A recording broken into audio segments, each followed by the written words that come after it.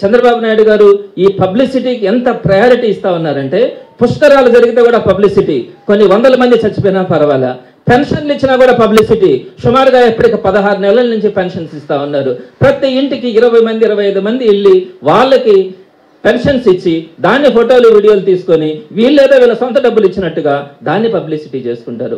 ఒక నాయి బ్రాహ్మణుడికి కనుక ఒక 2 సెంట్ల స్థలం ఇస్తే దానికి చంద్రబాబు నాయుడు గారు వెళ్ళి దాన్ని ఒక షూట్ చేసి దాన్ని ఒక ఈవెంట్ లాగా చేసి దాన్ని పబ్లిసిటీ చేసుకుంటారు.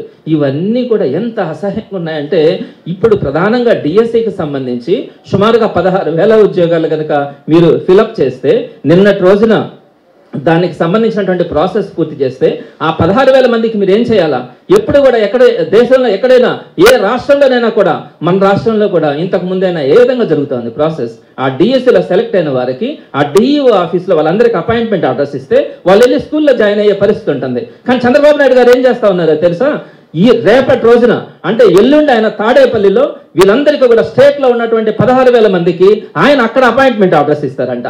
దానికోసం ఏం చేస్తున్నారు? ఈ రోజు అందరికీ కూడా ఒక మెసేజ్ అన్నది పెట్టినారు. డిఎస్సిలో ఎలిజిబుల్ అయిన వాళ్ళందరికీ కూడా, సెలెక్ట్ అయిన వాళ్ళందరికీ కూడా ఏమనుంది? నెల్లూరు జిల్లాలో ఉండే వాళ్ళందరూ కూడా సెలెక్ట్ అయిన వాళ్ళంతా గొలగముడికి రావాలంట ఈరోజు సాయంత్రానికి. అక్కడికి వస్తే అక్కడ నైట్ హాల్ట్ అక్కడే ఉండాలంట. ఏమని రాసినారు? రేపు అనగా 18/9/2025 గురువారం అందరూ 4 గంటలకి గొలగముడి ఆశ్రమానికి హాజరు కావాలా. మహిళలు వారికి తోడుగా ఒకరిని మాత్రమే తీసుకొచ్చుకోవాలా. రాత్రి అక్కడ బస చేయాలా. రాత్రి బస చేయడానికి అవసరమైన దిండు దుప్పటి మందులు మీరు తెచ్చుకోవాలా. 19వ తేదీ శుక్రవారం ఉదయాన్నే టిఫిన్ పెట్టి ఆ నుంచి తాడేపల్లికి తీసుకెళ్తాం. డిఈఓ గారు ఏర్పాటు చేసిన బస్సులోనే గౌరవ సీఎం గారి సభకు మీరు చేరుకోవాల్సి ఉంటుంది. అక్కడ మీకు ఆర్డర్ కాపీలు ఇవ్వబడతాయి. పిదప అదే బస్సులో శుక్రవారం సాయంత్రం కానీ లేదనుకుంటే శనివారం కానీ తీసుకొని వచ్చి మిమ్మల్ని నిలకాడ వదిలిపెడతాం.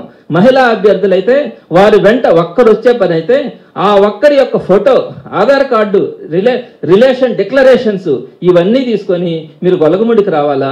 అక్కడ మీకు ఎంట్రీ అడ్మిషన్స్ ఇస్తామని చెప్పి ఈ విధంగా రాష్ట్రంలో ఉండేటువంటి ప్రతి జిల్లాలో ఉండేటువంటి 16,000 మందిని మీరు తాడేపల్లికి తీసుకొని వచ్చి ముఖ్యమంత్రి గారి చేతుల మీదుగా మేము అపాయింట్మెంట్ ఆర్డర్స్ ఇస్తామంటే ఎంతమందికి ఇస్తారు ముఖ్యమంత్రి గారు? ఒక 10 మందికి ఇస్తారు. మిగతా 15,000 మంది ఏం చేయాలా?